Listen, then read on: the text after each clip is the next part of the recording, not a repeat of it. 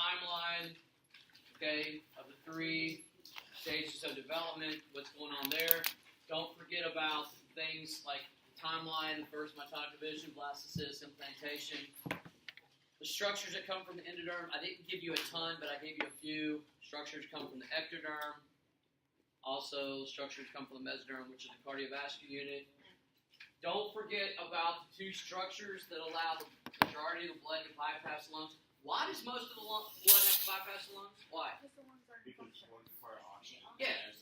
Yeah, the lungs are not functioning. So does blood still need to go to the lungs? Yes. Yes. To deliver oxygen, not to pick up oxygen. Okay? Foramen. What does foramen mean? Hole. So that's the hole between the right and left atrium. The ductus arteriosus, that's the artery duct between what 2 major arteries? Aorta and the pulmonary trunk. Remember, the pulmonary trunk's going toward the lungs, so some of that blood is going to go through the ductus arteriosus straight into the aorta, and then be delivered to the rest of the body. Okay. Also, remember the higher blood pressures on the right. Okay. And this right here, we went over this, correct? Again, this part you should have already known. All right. HCG is high, coming from the placenta. Estrogen, progesterone are moderate, coming from the corpus luteum. Remember that ACG is needed to keep the corpus luteum functioning, right, Kevin? Okay, so these are moderate, so that's all you'd have to say. I would like you to know progesterone's higher than estrogen, though. Second trimester, corpus luteum's role diminishes. But the reason that estrogen and progesterone continue to rise a little bit is because now the placenta begins taking over for it. But because of that, HCG is not as much needed. So it begins to greatly decrease. Third trimester, estrogen and progesterone take a rise upward, but it's solely coming from the placenta now. What happens to placenta? What happens to estrogen and progesterone right before pregnancy? They switch. Question, Aaron. What was the corpus? Corpus luteum. Okay, let me remind you. The corpus luteum is what forms from the follicle after the follicle ruptures in the ovary. Remember, it releases the egg in ovulation, right? The cells left over in the follicle in the ovary become the corpus luteum. Corpus luteum typically lasts for 2 more weeks. And at the end of 2 weeks, it typically disintegrates. And that's when progesterone and estrogen fall and a woman starts her period. But because there's pregnancies, there's a placenta secreting HCG, it keeps the corpus luteum functioning, at least for the first trimester or so. What is it? Is there corpus luteum? Corpus luteum is just a structure in the ovary. Yes. It forms from the follicle, which is also in the ovary. But after ovulation, releases the egg, the cells left over becomes corpus luteum. Okay? Got to keep this term straight. All right. So let's talk about birth. All right. So, let's get on to birth. I'm sorry you have to go through this, but this is what happens. All right. So at 35 weeks developmentally,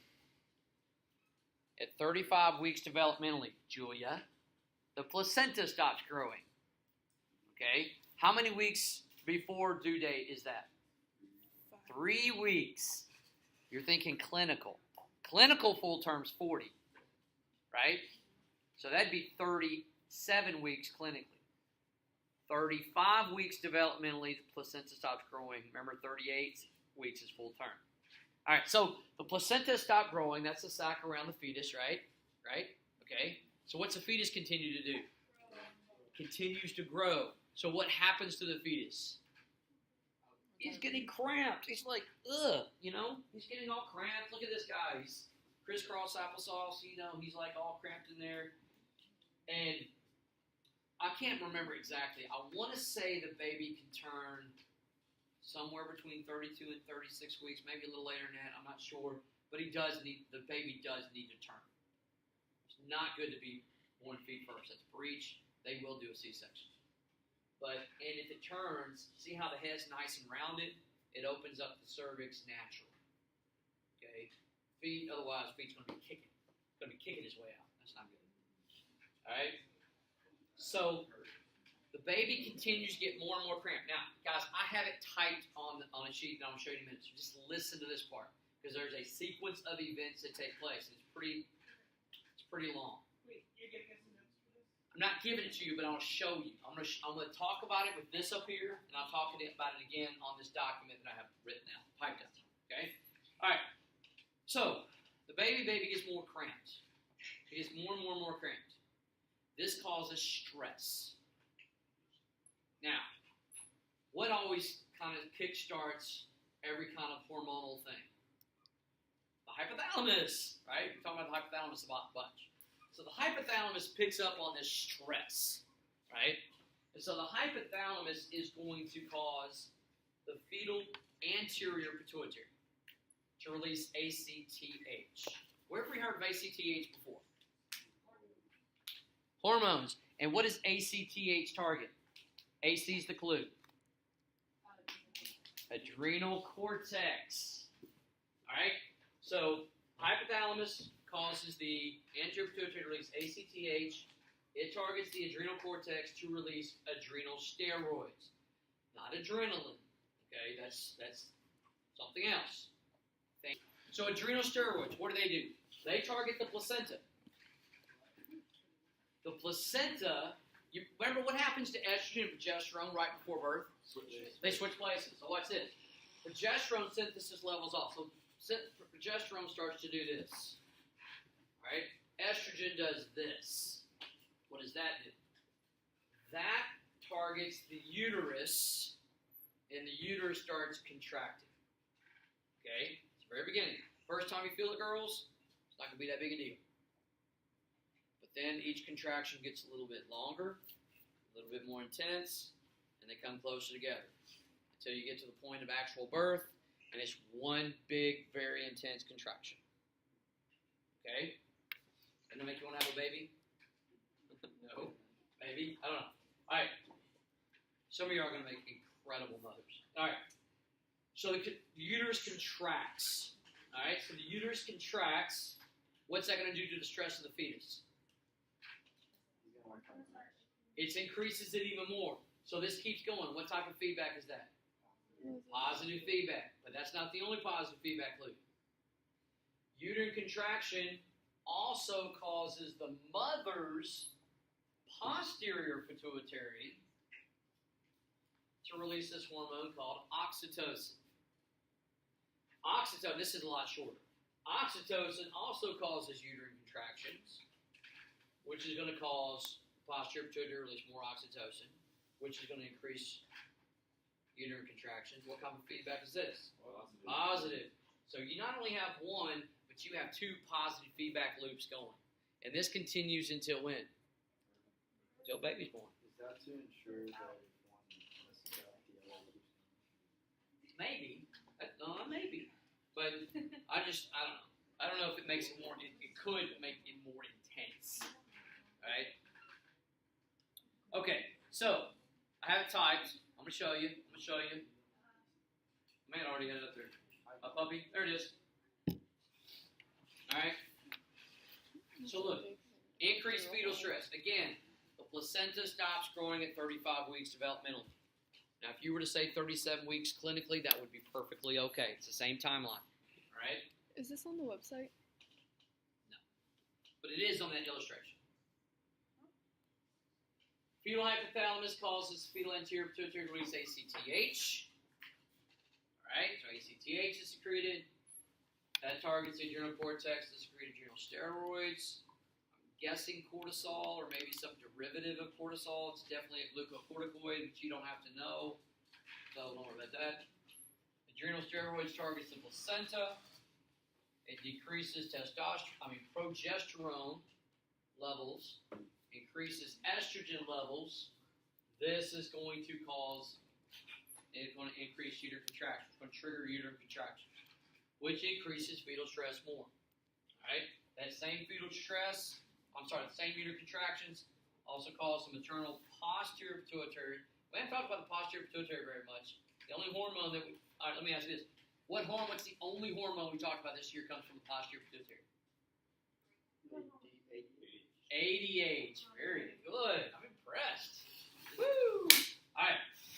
So, secrete oxytocin. Oxytocin increases uterine contractions, and it's just a positive thing until it happens. There's got to be some changes in the baby, right? Yeah. What has to happen to the baby? Baby has to Aqueous come environment to a air Baby needs to environment. come out. I like to say aquatic environment. She's got a lot of stress. Sounds pretty chemistry to me. Aqueous. It is submersion water. Yes, it That's is. not resolved. All right. Okay. All right. Guys, some changes have to take place. You got to understand the changes that take place. All right. Okay. So, guys, the baby's being born. The baby has to be able to use its lungs for the first time. To increase the chances of him using his lungs, and he's going to, so don't say it's like not going to happen. The baby has to secrete surfactants. I don't know if you remember me talking about surfactant, but surfactant's one of the chemicals that allows our lungs to stay inflated. It decreases internal surface tension and allows it to inflate. Okay? So, surfactant secreted, the baby begins to take its first breath, lungs start to inflate. This is going to change blood flow resistance. In other words, it's going to, there's a lot of resistance of blood flow to the lungs, but when this happens, that resistance lessens. In other words, more blood can freely go to the lungs. Does that make sense? All right? This is going to change blood pressure within the hearts.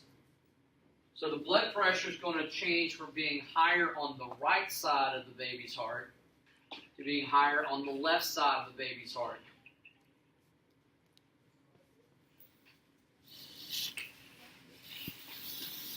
Okay? So when the blood pressure changes from being higher on the left side, that's going to force the foramen ovale closed. Now think about this. The foramen ovale, there's a flap. It's like a one-way door. And the pressure being higher on the right side is forcing that door open. But when the pressure changes to being higher on the left side, what does it do to that door? It forces it shut and it will seal off, closing the foramen ovale. When that happens, there's going to be even more increased blood flow to the lungs. And then the ductus arteriosus will degenerate. It becomes a ligament that helps kind of just connect, not connect by blood, but just kind of keep it in place. Connect the pulmonary trunk to the aorta. All right, up here. And then eventually the umbilical vein and the umbilical arteries, they degenerate and end up becoming ligaments. Okay? I just think it's kind of cool because it happens like that. You know, you metamorphosize like that, going from being, this aquatic symbiont. You won't want to say you're a fish because you don't have gills. I am a fish. I identify as fish. I wish I had gills. I actually wish I had wings too. But you become this. You go from being this aquatic symbiont or even aquatic parasite, because that's kind of what you are, to this atmospheric, breathing on your own organism. All right, lactation. So ladies, just when you think all the fun was over, you get to breastfeed. This is really short, okay? You're not actually done with oxytocin. Oxytocin plays a role in breastfeeding as well. When you first breastfeed, it's not actually milk that the infant receives initially. It's this clear, semi-clear, amber fluid called colostrum. And it's kind of syrupy. Can you write that down? You don't have to know colostrum. I'm not going to ask you about colostrum. And that's what the baby eats at first. Now you think about this. Honestly, I said the lungs were the only organ that the baby doesn't use. I kind of lied, because they don't really use their digestive system either. And the first time an infant has a bowel movement, it is not poop brown. It is a mustard color. Surprised the heck out of me. I was like, what is wrong with my baby? There's mustard coming out of his butt. Let's go back to this. Okay, so you have two hormones. You have oxytocin that comes from the posterior pituitary. You have prolactin that comes from the anterior pituitary. All right. Oxytocin is more of a mental thing. Okay, because posterior pituitary is more nerve tissue. It's responsible for milk letdown. Okay? Now, prolactin has been secreted before that. It's involved in milk production. And the way that you remember that, you think prolactin, production. That's how you remember it. Okay? Now, does a woman's breast, do they enlarge while she's pregnant? Yeah. Yes. Is she producing milk? No. She is developing her mammary glands. All right? Prolactin begins being produced, and it starts producing the milk, but it doesn't release the milk. Oxytocin releases the milk. But here's the thing. When oxytocin is being secreted and releasing the milk so the baby can actually get the milk, what else is she feeling? What else does oxytocin do? What else does it cause? Uterine contraction. So, when she's nursing her baby and oxytocin is being secreted, she will feel her uterus contracting. Now, let me tell you the upside of that. This is not trying to judge anybody. Listen. What do a lot of women want to do after they've had their baby?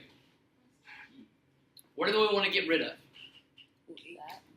Their weight. A lot of times they want to get back their weight. Breastfeeding helps that. How? Because it actually, by breastfeeding and the oxytocin, actually helps the uterus get back. It'll never get back to its original size, but it helps it get back closer to its original size. Does that make sense? And it actually does help. No judgment, okay? I was not a breastfed baby because I was allergic to my mother's milk. But all the studies, from socialized to medically to health, breastfeeding has all the advantages for the newborn and no disadvantages. The only potential disadvantage is inconvenience of the mother. That's it. Sometimes mothers have to continue to work, but sometimes they'll use a breast pump, okay, to extract the milk, put it in the refrigerator, or they'll freeze it and have the nanny or the babysitter give it to it later. But it's still best coming straight from the cow or the source. What are you going to say? All right? So, Wait, I'm still confused how breastfeeding helps with weight loss. okay, so your uterus goes from this size to like that big. I have one. No, but I'm just trying to explain, okay? So if you never breastfeed, it will get smaller over time. It just takes a lot longer and may never get there. But with oxytocin, it causes it to contract. And as it contracts, it gets smaller.